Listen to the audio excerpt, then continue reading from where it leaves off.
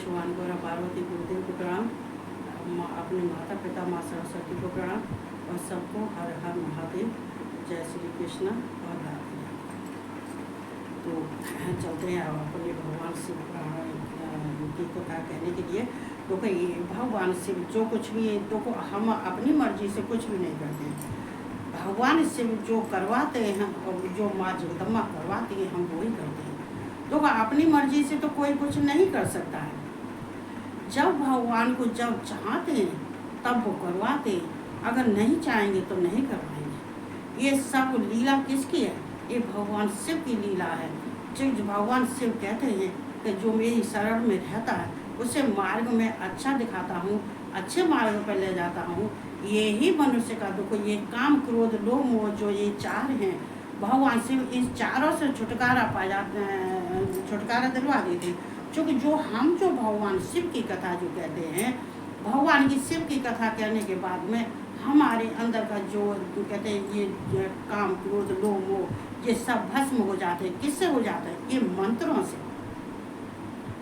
ये मंत्रों से भक्त होता है, ये मंत्रों से ये सब भस्म हो जाते हैं। चूँकि मंत्र के अंदर वो शक्ति होती है, वो ऊर्जा होती है, वो पावर होती है कि भगवान शिव कहते हैं कि जो हमारे मंत्रों को सिद्ध कर लेता है और जो हमारे पंचाक्षर मंत्रों को प्रणव से जो मेरी पूजा करता है या मेरा जप और मंत्र का उच्चारण करता है, तो भगवान शिव कहते हैं कि उसके जितने ही दुख दरिद्र हैं वो सब दूर हो जाते हैं। चूँकि देखो ये कि मंत्र का प्रभाव इतना हमारे शरीर के अंदर प्रबल हो जाता है। शिव कहते हैं कि हम अपने भक्तों के लिए समुद्र में से भी रास्ता निकाल देते हैं, समुद्र से भी रास्ता निकाल देते हैं अपने भक्तों के लिए। और ये कहते हैं ये पहाड़ कैसे ये टूटा, कैसे भगवान शिव भक्तों को ले जाने के लिए पहाड़ हो, समुद्र हो, कुछ भी हो, सब में रास्ता कर देते हैं, सब में रास्ता निकाल देते हैं। जो कि शिव को मालूम है कि मेरे भक्त को कोई परेशानी होगी, मेरे भक्त अगर अपनी भक्ति करके अगर मुझे पाने के लिए और मेरे पास आने के लिए अगर ये इतनी मेहनत करता है तो इसके लिए रास्ता मैं दूंगा। ये नंदी कौन है? ये धर्म है, ये धर्म का मार्ग हम सबको चुनने के लिए हमें बहुत मेहनत परिश्रम करनी पड़ती है। क्योंकि नंदी पर सवार होकर जब भगवान शिव चलते हैं तो धर्म साथ में चलता है। ये सत्य कौन है? ये सत्य और धर्म ये तीनों लोगों का ये ही साधन है। ये सत्य और धर्म, जिसके अंदर सत्य है, धर्म है, तो वहाँ पे अधर्म नहीं आ सकता और ना ही किसी का विनाश हो सकता, ना ही किसी के मन में बेकार आ सकते हैं। क्यों? कि भगवान का अपनी ऊर्जा शक्ति इतनी अपने भक्तों में भर देते हैं कि भक्त अगर चाह के भी विचलित होगा तो नहीं हो पाएगा। बांध देते हैं, भक्ति से बांध देते हैं भगवान शिव। चूँकि ये धर्म और सत्य, भगवान सत्य हैं, सत्य ही शिव हैं, शिव ही सत्य हैं और सत्य के साथ में ही धर्म रहता है। असत्य और झूठ बोलने वालों के साथ में धर्म नहीं रहता है, अधर्म रहता है। उनके पास में धर्म नहीं रहता है, उनके पास में अधर्म रहता है। जैसे कि यहाँ पे भगवान शिव जब दक्ष की जब यज्ञ हो रहा था और भगवान शिव वहाँ गए हुए थे और दक्ष ने जब भगवान शिव को इतनी गालियाँ दी थी, ये मानव शरीर लिया बैठा है, ये मानव शरीर में ये कौन है? ये भूत और पिशाचों में रहने वाला, ये भस्म लगा के ये मत वाला ये घूमता फिरता रहता है, भिक्षा मांग के खाता है। इसका कोई दीन धर्म नहीं है, इसके अंदर कोई संस्कार नहीं है, इसके अंदर कोई वेदोक्त ज्ञान नहीं है, इसके अंदर कोई कर्म अच्छा नहीं है। क्योंकि ये इधर उधर घूमता रहता है और स्त्रियों के साथ में रहता है। मतलब जो कुछ भी उसके मन में आया, दक्ष के मन में जो आया वो सब कुछ कहा। लेकिन यहाँ ब्रह्मा जी नारद से कह रहे हैं कि नारद ये जो इन्हें जो कछु ये ऋषि थे, कुछ देवता थे और ये भृग, सबसे पहले ये भृग जो है इन ऋषि मुनियों के साथ में रह के और रुद्रदेव के अपमान करने लगे और रुद्रदेव से शिव से इन्होंने ये क्रोध करना शुरू कर दिया और इनसे विषाद फैला लिया था इन्होंने जो है। तो ये सब जो है ये भगवान शिव कह रहे हैं इस बात को जो है। तो देखो ये ब्रह्मा जी नारद से कह रहे हैं कि मेरी ज्योति कुछ धीमी हो गई है, चलो ये महारानी अच्छा करना। तो मैंने कल दोपहर से अपनी ज्योत नहीं संभाल लिया, मेरी ज्योत बराबर चल रही है और अभी तो चल ही रही है, और लेकिन हाँ अब जो है थोड़ी सी धीमी पड़ गई। चलो भी देखती हूँ। तो देखो यहाँ क्या है, तो यहाँ जब ब्रह्मा जी नारद से कह रहे हैं इस बात को, ये भृग जो है ये कुछ ऋषियों के साथ में रह के और भगवान रुद्रदेव से इन्होंने अपना बैर साध लिया। ये बैर करने लगे, ये इनसे ये इनके ये बुराइयां करने लगे। ये भी दक्ष के साथ हो गए थे और कुछ इसमें ऋषि भी थे। तो जब सब ये इकट्ठे हो गए तो यहाँ भगवान नारद कहते हैं कि जब नंदी ने इन बातों को जब सुना था, जब नंदी ने सुना था कि ये भगवान शिव को दक्ष इतनी हमारे महादेव को, हमारे ये ईश्वर को, हमारे जो परमात्मा है, हमारे पिता हैं, और इनको ये गाली दे रहा है, लेकिन नंदी से बर्दाश्त नहीं हुआ था। लेकिन हाँ भगवान शिव बैठे बैठे हंसते रहे, सुनते रहे, सब सुनते रहे और हंसते रहे और सुनते रहे, और लेकिन भगवान शिव के ऊपर कोई असर नहीं था। वो बैठे बैठे सुनते रहे थे।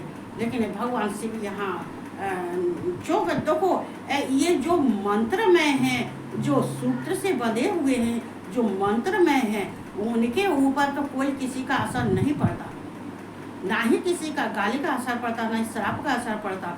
ये बाद में उन्होंने नंदी को भी समझाया है कि भगवान शिव हंस रहे थे, लेकिन नंदी ने कहा था कि हे दुष्ट, ये मंद बुद्धि वाले, ये दुष्ट, तूने इतने अहंकार में भर के और हमारे महादेव को, हमारे भगवान को तूने यज्ञ से तिरस्कार कर दिया है, बहिष्कार कर दिया। तूने हमारे भगवान को, हमारे महादेव को, जो सबके पिता हैं, उनको तूने यज्ञ से निकाल दिया है, और तूने उनको इतनी गाली दे रहा है जो बर्दाश्त से बाहर हो रही है। ये तो जब तू जिस यज्ञ को कर रहा है वो यज्ञ जब तक पूर्ण नहीं होगा, जब तक भगवान शिव महादेव इस यज्ञ में भाग नहीं लेंगे और उनकी कृपा नहीं होगी, तो तेरा यज्ञ पूर्ण नहीं होगा। और ये हकीकत है कि देखो यहाँ पे वैसे यज्ञ भगवान कौन है? विष्णु है, यज्ञ भगवान विष्णु है। लेकिन ये अग्नि कौन है? ये अग्नि भगवान शिव के अंदर विराजमान है। जो अग्नि ये जो हमारा हृदय है, तो ये कहते हैं कि यहाँ चलते देखो, ईशानाय नमः, तत्पुरुषाय नमः, अघोराय नमः, वामदेवाय नमः, सद्योजातम नमः। ये 5 अंग, 5 अंगों में जो मुख्य अंग है वो अघोर, जहाँ भगवान शिव के अग्नि प्रकट होती है। जे अग्नि अघोर के मतलब जो है अग्नि जो प्रकट होती है, ये अघोर, ये भगवान शिव का ये धाम है, ये इसको भगवान शिव का यहाँ स्थान है। ये अघोर, ये अग्नि है, ये ज्योतिर्मय है, यहीं से ज्योत प्रकट होती है, इसी अग्नि से ज्योत प्रकट होती है। जिस भगवान शिव को जो है उसको जब ये नंदी से बर्दाश्त, नंदी ने फिर गाली देना शुरू कर दिया था। नंदी ने जब गाली देना शुरू कर दिया, नंदी ने कही कि तूने हमारे भगवान को, हमारे भोलेनाथ को तूने यज्ञ से बहिष्कार कर दिया है, तूने यज्ञ से निकाल दिया है, लेकिन तेरा यज्ञ पूर्ण नहीं होगा, तेरा यज्ञ पूर्ण नहीं होगा पशु बुद्धि के। और तूने हमारे भगवान से ये कह रहा है कि इनको इसके अंदर वेदों के ज्ञान, वेदों का ज्ञान नहीं है, ना ही इसके अंदर संस्कार है, तो तेरे अंदर भी वेदों का ज्ञान नहीं है, तू अहंकारी है, तू पशु के समान है। मैं तुझे श्राप देता हूँ कि तेरा मुख ये बकरे जैसा हो जाए, तू पशु हो जाए, और तेरा इतना संसार में तेरा अपमान हो कि तुझे कोई पूछने वाला ना हो, और ना ही तुझे कोई पहचानने वाला हो, तेरी पहचान ही बदल जाए। मैं तुझे श्राप देता हूँ। जब नंदी श्राप देने लगे थे, मुझे ज्योत समाने पड़े।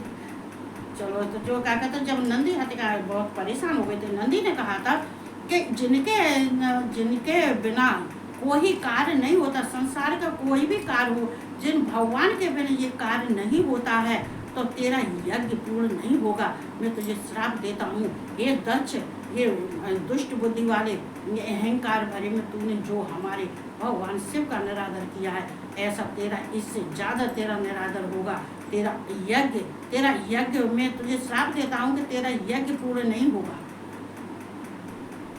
चूंकि नंदी को बहुत गुस्सा है, नंदी ने कहा था कि जब ये तीनों लोगों के रक्षक हैं, ये सृष्टि करता है, ये पालन करता है, ये संहार करता है, इन्हीं की बदौलत ये जो तीनों लोग हैं वो तीनों लोगों के स्वामी हमारे शिव हैं। और हमारे शिव कहते हैं इन्हीं से सारा संसार बसा हुआ है, तीनों लोग बसा हुआ है। जिनका तू निरादर कर रहा है वो ईश्वरों के भी ईश्वर हैं, वो भगवान हैं, वो उनके साथ में धर्म रहता है। लेकिन तू अधर्मी है, तू दरिद्री है, तेरे पास कुछ नहीं है। अगर तू भगवान हमारे भोलेनाथ से अगर कुछ कहता है तो हमारे भोलेनाथ का कुछ नहीं बिगड़ेगा, लेकिन तुझे बचाने वाला कोई नहीं है। तू जिनके ऊपर अहंकार कर रहा है वो ही तुझसे दूर हो जाएंगे, वो ही तुझे छोड़ देंगे, वो ही तुझसे दूर हो जाएंगे, वो ही तुझे छोड़ देंगे। क्योंकि तूने मेरे भगवान का निरादर किया है, हमारे भोलेनाथ हमारे पिता का निरादर किया है, तू कभी सुखी नहीं रहेगा और ना ही तेरे परिवार में कभी शांति नहीं होगी। नंदी ने इतनी गाली देने के बाद में फिर यहाँ, लेकिन ये जब उसने दक्ष ने देखा कि ये नंदी इतनी जो है गाली दे रहा है और श्राप दे रहा है, लेकिन दक्ष को बहुत गुस्सा आ गया। हालांकि ब्रह्मा ने भी समझाया, सबने समझाया, लेकिन उसकी समझ में नहीं आया।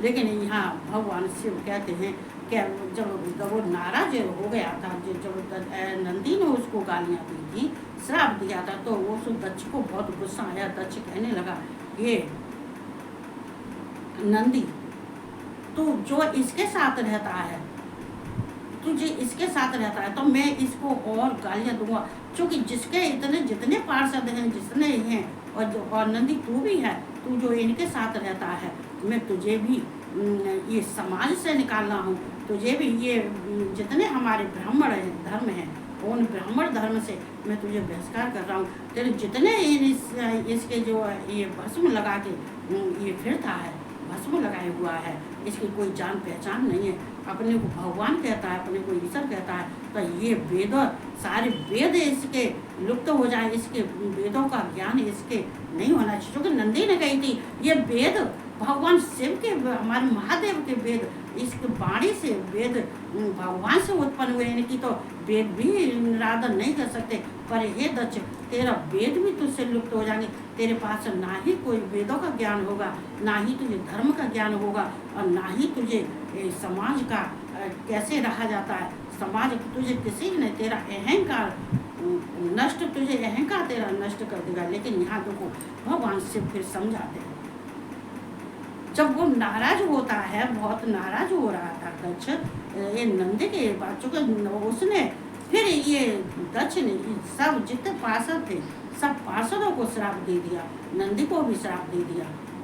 जब नंदी को और पार्षदों को श्राप दे दिया था तो यहाँ भगवान शिव फिर कहने लगे, नंदी परेशान मत हो, दुखी मत हो, नंदी तुम ये तो अहंकार से भरा हुआ है, इसका तो ये तो इसकी तो बुद्धि भ्रष्ट हो गई है, लेकिन तुम अपनी बुद्धि भ्रष्ट क्यों कर रहे हो? ये तुम धर्म हो, तुम हमारे साथ रहते हो, तुम हमारे साथ रहते हो, तुमको हमने वेदों का ज्ञान दिया है, तुम्हें वेदों का ज्ञान हमने अच्छे ढंग से दे दिया है। वो ज्ञान तुम सनकादिक जो ऋषि हैं, जो ब्रह्मा के 4 पुत्रों में से सबसे उत्तम और श्रेष्ठ जो सनकाद हैं, उनको तुमने ज्ञान दिया है, उनको तुमने हमारे ये शिव पुराण का जो कुछ ये है हमारा वर्णन है, ये सब तुमने ये सनकाद को सुनाया है, समझाया है।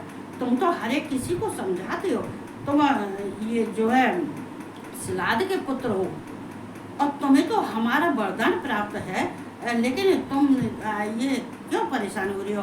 तुम्हें अगर श्राप दे दिया है तो उस श्राप से तुम्हारा कुछ नहीं होगा। नंदी तुम टेंशन मत लो, उस श्राप से तुम्हारा कुछ नहीं होगा और ना ही ये तुम्हारा कुछ कर सकेगा, क्योंकि इसका दिया हुआ श्राप ये तुम्हारे ऊपर कोई असर नहीं करेगा, जो कि तुम मेरे पुत्र हो, तुम मेरे पार्षद हो। जितने हमारे पार्षद हैं उसके ऊपर इसका कोई श्राप नहीं चलेगा, ना ही कोई श्राप लगेगा इसका। तो देखो क्या भगवान शिव यहाँ समझाते हैं, अगर कोई नीच प्रवृत्ति का है, अगर अहंकार की वजह से वो उसकी बुद्धि नष्ट हो गई है, तो तुम उसके मोह लगोगे तो तुम भी ऐसे ही हो जाओगे। नंदी तुम ऐसे नहीं हो, क्योंकि तुम तो एक हमारे पुत्र होने की वजह से तुम्हारे अंदर इतना ज्ञान प्राप्त है, हमने तुम्हें इतना ज्ञान दिया है, तुम्हें वेदों का भी ज्ञान दिया है, हमने तुम्हें सारा ही ज्ञान दिया है, तो श्राप तुम्हारा कुछ नहीं करेगा, श्राप से तुम्हारा कुछ नहीं होगा। नंदी को भगवान शिव समझाते हैं और फिर ये जितने हैं उनके पार्षद हैं भगवान शिव के, उन पार्षदों को समझाते हैं कि अगर ये हमको गाली दे रहा है नंदी, तो हमको ये गाली नहीं लग रही है, ना ही हमें कोई श्राप लगेगा। क्यों नहीं लगेगा? कि जहाँ जो कि हमारे अंदर जो है हम हैं, हम मंत्रमयी हैं, हम सुक्तमयी हैं, हमारे अंदर सूक्तों का प्रभाव है, हमारे अंदर मंत्रों से हमारा जो कुछ भी है ये सब, ये 5 अंग हैं, ये सब ये मंत्रों से सुशोभित हैं, मंत्र इसमें विराजमान है, श्री सूक्त हमारे अंदर विराजमान है, कार्य करते हैं। तो और हमारा इसका जो श्राप देगा, क्योंकि जो ये मंत्रमय होता है, जो सूक्तमय होता है, उस पर किसी का श्राप नहीं चलता है। नंदी तुम परेशान नहीं हो, और हकीकत ये है, देखो हम तुम्हें सब है, अगर कोई सामने वाला हमको गाली देता है या हमारे संग में छल कपट करता है या गाली देता है या छल कपट करता है, तो इससे हमें दुखी नहीं होना चाहिए। क्योंकि तुम्हें दुखी इसलिए नहीं होना चाहिए कि जो देने वाला है, अगर उसकी बुद्धि सही होती तो क्या तुम्हें वो कष्ट देता? अगर उसकी बुद्धि सही होती तो वो क्या तुमसे अपशब्द कहता? क्या तुम्हारा अपमान करता?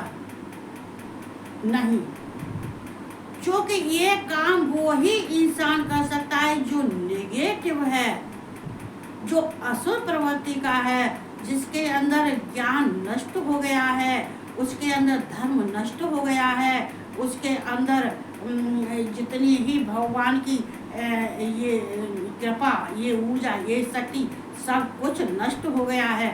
उसके ऊपर ना ही किसी गुरु की कृपा है, न भगवान की कृपा है, न संतों की कृपा है, ना ही उसके अंदर बुद्धि है। जो उसके अंदर वो निगेटिव हो, उस सारा पूरा उसका अंग उसका सारा निगेटिव हुआ है और उसकी बुद्धि भी भ्रमित है। तो यहाँ जब बुद्धि भ्रमित हो जाती है तो वो इंसान ऐसे कार्य करता है, लेकिन हम जो सामने वाले को उसके मोह नहीं लगना चाहिए। ये भगवान शिव कहते हैं, ये मैं रोज कहती हूँ इस बात को, कि भगवान शिव कहते हैं कि तो अगर तुम्हारे संग में कोई अपराध करता है तो तुम अपराध नहीं करो। लेकिन हाँ, गीता में भगवान कृष्ण कहते हैं, गीता में कृष्ण कहते हैं कि अगर कोई दुष्ट आत्मा है, अहंकारी है और ये जो है ये बुरे कर्म करने वाला है, तो अगर उसको वो अगर छल करता है तुम्हारे संग में, अगर कोई दुष्कर्म करता है, दुष्ट है, तो उसको दुष्टता से मारो।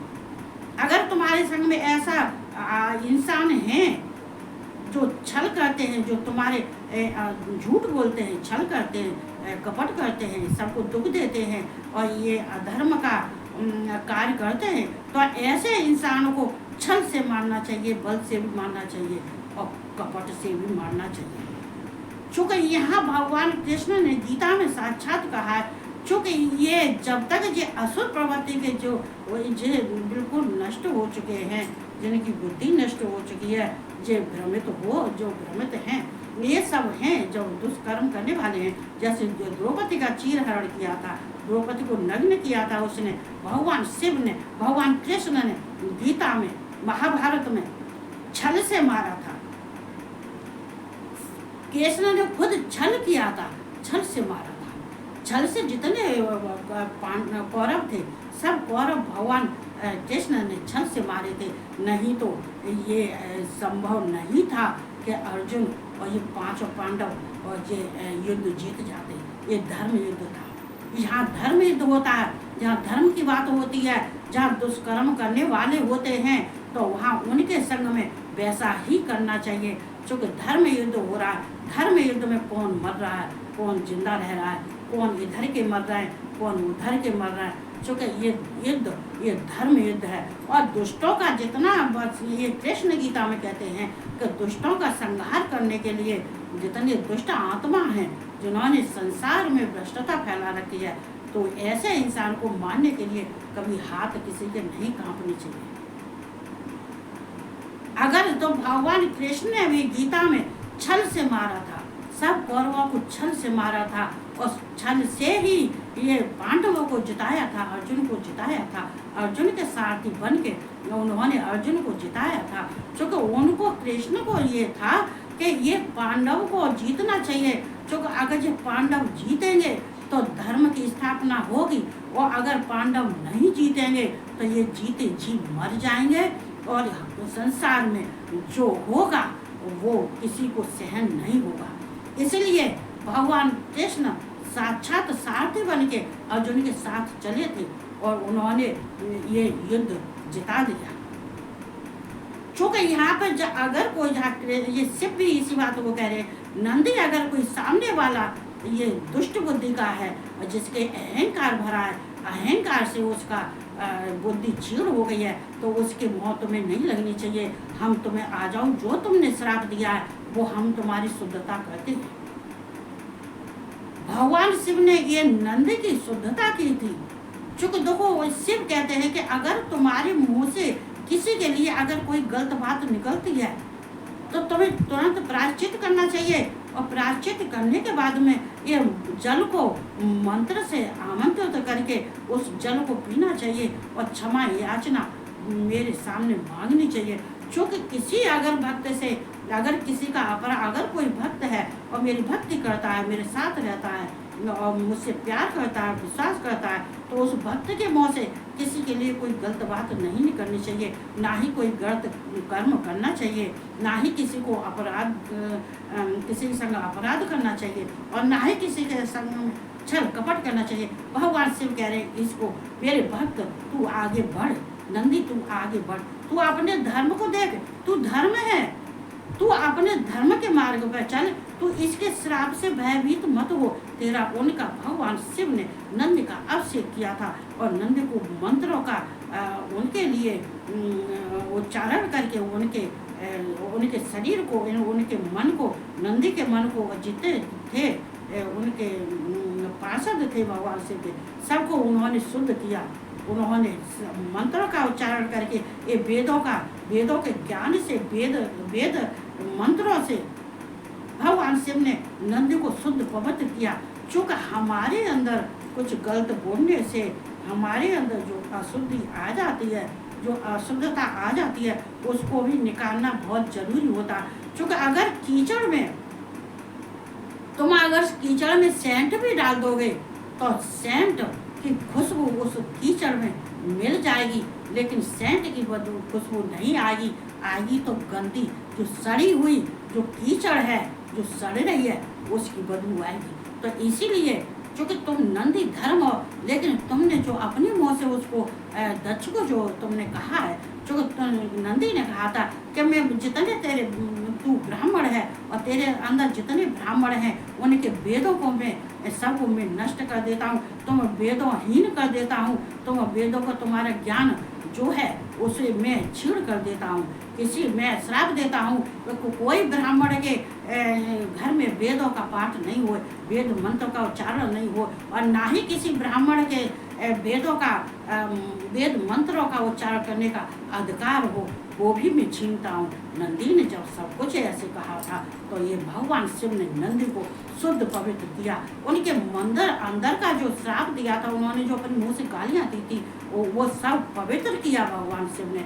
चूँकि नंदी भगवान शिव के साथ रहते थे, हमें जब हम धर्म से जब हम जुड़ जाते हैं तो हमें धर्म का कार्य करना चाहिए, हमें अधर्म का कार्य नहीं करना चाहिए। चूँकि हमारे अधर्म का कार्य करने से हमारे जो है अंदर की जो भी हमारे भगवान की दी हुई शक्तियाँ हैं, जो हमारे तप का तेज है, जो हमारे तप का ज्ञान है, वो सब नष्ट हो जाता है। इसीलिए हमें किसी सामने वाला अगर कोई कुछ कह रहा है, भ्रमित, जो सामने वाला भ्रमित करता है इसलिए भ्रमित करेगा। हमें अगर कोई भ्रमित करना चाहे तो जी आगे नहीं बढ़े, इसको भ्रमित कर दो, इसको इसके रास्ते से हटा दो, इसके संग में ऐसा कर दो, इसके फेसबुक को बंद कर दो, इसके यूट्यूब को बंद कर दो, ये आगे नहीं बढ़े। लेकिन हमारी पर इसका कोई असर नहीं पड़ता। क्यों नहीं पड़ता? मुझे मालूम, मुझे सम्मानने के लिए ये पूरा ब्रह्मांड है। ब्रह्मांड का एक भी कोई ऐसा देवता नहीं है, ऐसा कोई भगवान नहीं है जो मेरे पास नहीं मेरी रक्षा कर रहा है।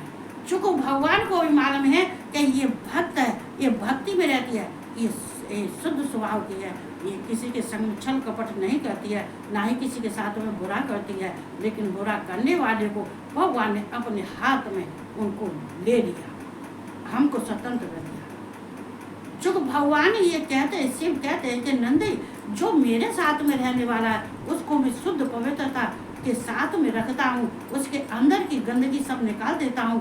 किससे निकालता हूँ? ये वेद मंत्रों से निकालता हूँ।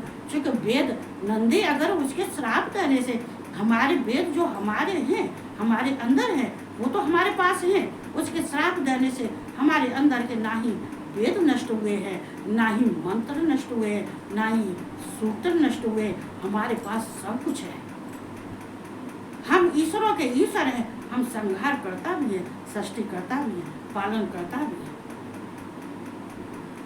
और जो हम त्रिलोकी है, चूँकि वो कहता है कि ये सिर पर जटा रख के और ये घूमता रहता है, ये नंग धड़ंगा घूमता रहता है सिर पर जटा रख के, तो उसको कोई बात नहीं है। ये जटा ऐसी वैसी जटा नहीं है नंदी। अगर वो जटा की कहता है तो इसमें साक्षात गंगा विराजमान है। ये गंगा पृथ्वी पर कहाँ से आई? ये गंगा जो निकली है, जो निकली तो हमारी जटा से ही है। तो अगर वो जटा की कहता है तो इसका तुम्हें बुरा नहीं लगना चाहिए। इन जटाओं में तो गंगा है, उसके कहने से ना ही हमारे गंगा नष्ट होती है और ना ही हमारा धर्म नष्ट होता है, ना हमारा ईश्वर तत्व नष्ट होता है। भगवान शिव इनको समझाते हैं, ये नंदी को समझाते हैं। नंदी को जब समझाया तब नंदी को कुछ शांति मिली थी, तो नंदी को फिर शांति मिली थी। फिर नंदी को शांति मिलने के बाद में भगवान शिव ने कह दिया था, नंदी ये कोई बात नहीं है, ये सती के पिता बेशक सती के पिता हैं, लेकिन हमें क्रोध नहीं करना चाहिए। क्योंकि हे नंदी, अगर तुम्हारे अंदर ये लोभ और क्रोध और मोह होगा तो तुम नष्ट हो जाओगे। इसलिए क्रोध और मोह लोभ ये तो किसको दिया है? ये सब दक्ष के पास है। तुम्हारे पास तुम्हारे पास धर्म अर्थ काम मोक्ष, तुम्हारे पास नंदी ये चार हैं, और जो चार हैं वो दक्ष के पास में लोभ मोह काम क्रोध। तो तुम उसको मत देखो, सामने वाले को नहीं देखना चाहिए सामने वाला क्या कर रहा है। अगर समझता है तो सही है, नहीं समझता है तो उसकी मर्जी, उसको जैसा करना है उसको वैसा करना चाहिए। तो हमें इसलिए आगे फिर देखो क्या करते हैं। आगे जो है ये जो कहते हैं दक्ष यज्ञ अपने घर में करेंगे, अपने घर में यज्ञ करने के बाद में आगे क्या होगा, सती का क्या होगा, क्या तो वो त्याग तो भगवान शिव ने तभी कर दिया था सती का। देखो ऐसी बात नहीं है कि भगवान ने सती का त्याग कर दिया। सती और शिव कभी अलग न थे और न हैं और न आदि से लेकर अंत तक कभी भी नहीं रहेंगे। अंत भी हो जाएगा, सृष्टि का नाश भी हो जाएगा, तभी भी सती और शिव ये विराजमान रहेंगे। चूँकि ये सती तत्व और शिव तत्व ये सब संसार को दिखाने के लिए, संसार के लिए ये सब किया जाता है। वैसे ना ही इनका कभी वियोग होता है, भगवान ईश्वरों का कभी वियोग नहीं होता है। इन संसार के लिए क्या करते हैं, ये तो सब करना पड़ता है, तो ये करते हैं। तो मैं इतना ही बोलूँगी और मैं अपनी जोत समाप्त मेरी जोत दिन में पड़ेगी, वैसे अलग बढ़ेगी नहीं ना। ये मेरी कल दोपहर समा रही थी, दोपहर से पूजा करते हुए समा रही थी, तब से अभी चल रही है। अभी इसे हाथ में नहीं लगाया, वैसे हालांकि अगर नहीं संभालूंगी फिर भी 1 घंटा तक तो आराम, 1-2 अब कब तक चलेगी, लेकिन हाँ घंटा 2 घंटा तो आराम से चलेगी, लेकिन फिर भी इसको संभाल दूँ। तो हमें सब क्या करना चाहिए, चूँकि अब मैं देखो, अब इस पर देखो मेरा यूट्यूब किसी ने बंद कर दिया, किसी ने यूट्यूब पे मेरा चल रहा था 700 800 600 नंबर आते थे ये लाइव, लेकिन हमें गुस्सा नहीं आती है, क्यों नहीं आती है, भगवान शिव और माँ क्यों हमसे प्रसन्न है, हमारे गुरु और हमारे माता पिता सब जितने हैं सब क्यों प्रसन्न है, क्यों कि इसके संग में अच्छा होता है तो भी ये इसको दुख नहीं होता है, बुरा होता है तो भी दुख नहीं होता है, अगर अच्छा होता है तो ये इतनी इसको खुशी नहीं होती है कि हाय रे हमको ये हो गया वो हो गया, अगर नहीं होता है तो इसको दुख नहीं। चूँकि अगर किसी को बार बार आज नहीं कम से 5-6 बार ये हमारे यूट्यूब को ये बंद कर देते हैं, कौन कर देता है वो तो मुझे मालूम है, कौन करता है क्या नहीं करता है, चूँकि मुझसे कुछ छिपा नहीं है, फर्क इतना ही है कि जो जैसा कर रहा है वो हम बोलते नहीं हैं, ना ही हम कुछ कहते हैं न जताते हैं,